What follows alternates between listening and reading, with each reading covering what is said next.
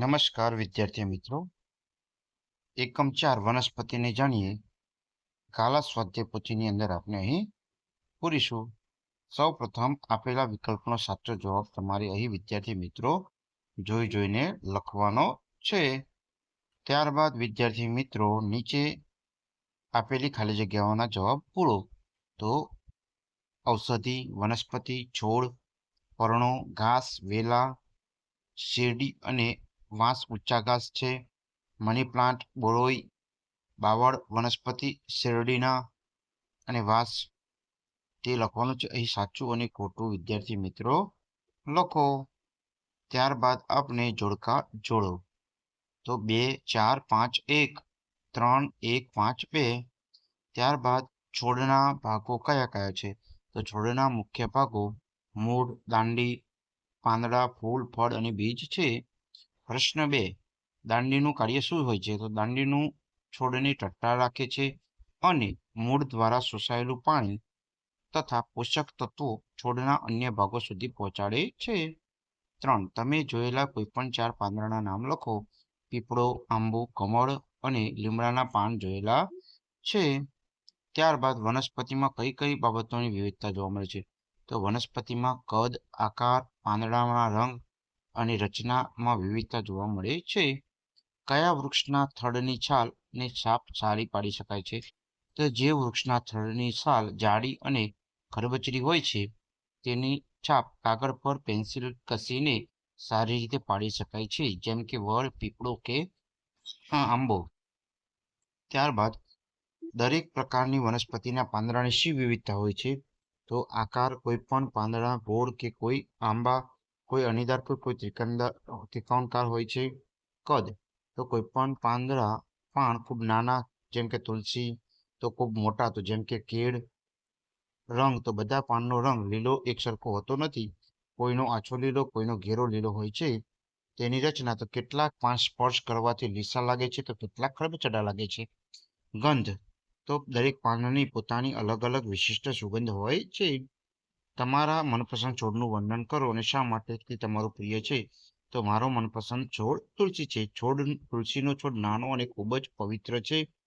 તેના પાન નાના અને સુગંધિત હોય છે. તે મને ખૂબ ગમે છે કારણ કે તે આપણા ઘરની આસપાસ સકારાત્મક વાતાવરણ બનાવે છે અને તેની ચા પીવાથી શરદી ઉધરસમાં રાહત મળે છે. ત્યારબાદ અહીં પ્રશ્નોના લાંબા ઉત્તર લખવાના છે. તો હું ઓળખી શકતો હોય તેવા વૃક્ષોના નામ, તો આંબો, પીપળો, વડ અને આસોપાલવ મુખ્યત્વે છે.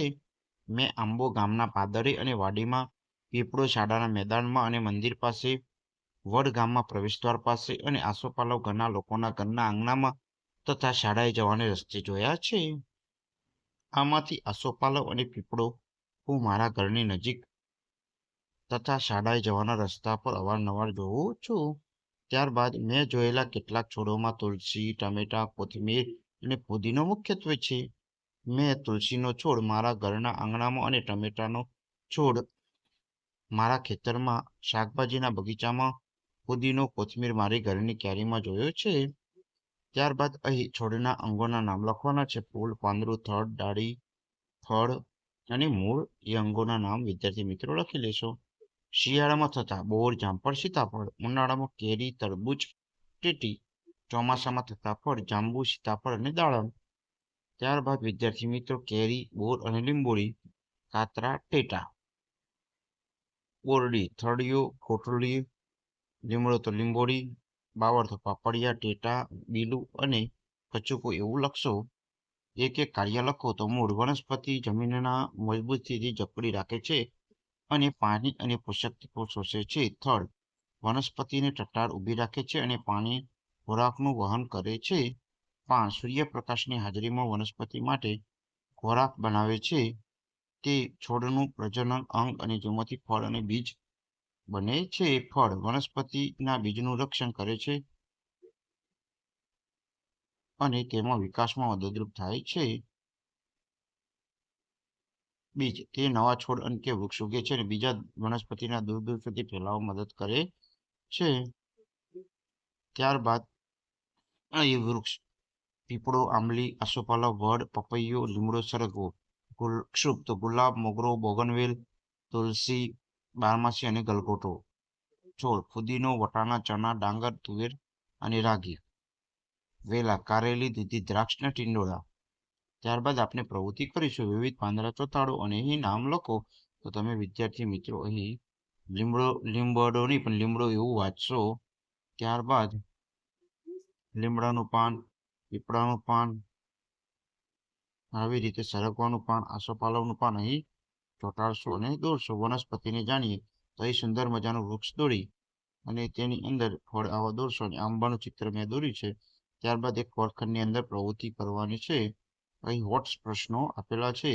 જો વિદ્યાર્થી મિત્રો વિડીયો તમને ઉપયોગી લાગ્યો હોય તો ચેનલને સબસ્ક્રાઇબ, લાઇક જરૂરથી કરશો. ખૂબ ખૂબ આભાર. Thank you.